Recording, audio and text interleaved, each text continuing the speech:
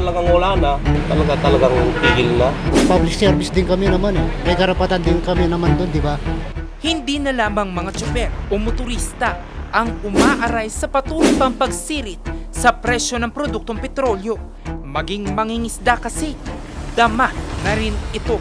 Lalo pat nasa 60 hanggang 80% sa production cost sa pagpalaot na pupunta na kaagad sa produktong petrolyo. Bagay na malaking pasa ng mga mangingisdang sina Ryan at Romeo mula Pasukin, Ilocos Norte.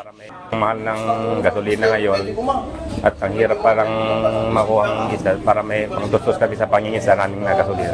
Mahal ngayon ng gasolina, mahirap po sa amin, lalo na sa amin mga mangingisda dito sa gabi na Pasukin po.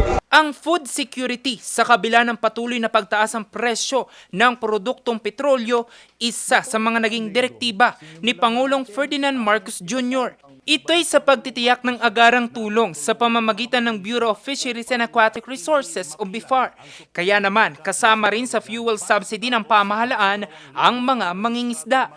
Dito, 3,000 piso na fuel subsidy ang ipapamahagi sa tinatayang 26,000 mangingisda sa buong bansa. Sisikapin din ng Department of Agriculture na ipamahagi sa Abril sa bawat magsasaka at mangingisda ang lagpas 2,000 pisong tulong mula sa Presidential Assistance for Farmers and Fisherfolk Program. Magagamit po ito ng mga magsasaka sa kanilang hanap buhay. Bilang panimula na mahagi na ang BIFAR Region 1 ng fuel subsidy cards. Sa Ilocos Norte, 156 na mangingisda ang nakinabang sa naturang programa. Tinatayang nasa 2,000 mga mangingisda pa sa probinsya ang makikinabang dito.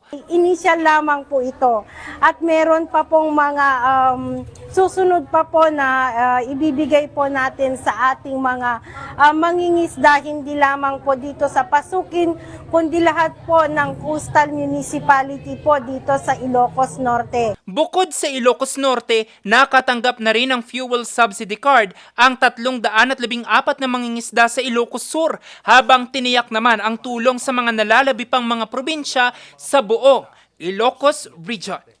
Jose Robert Inventor, RNG News.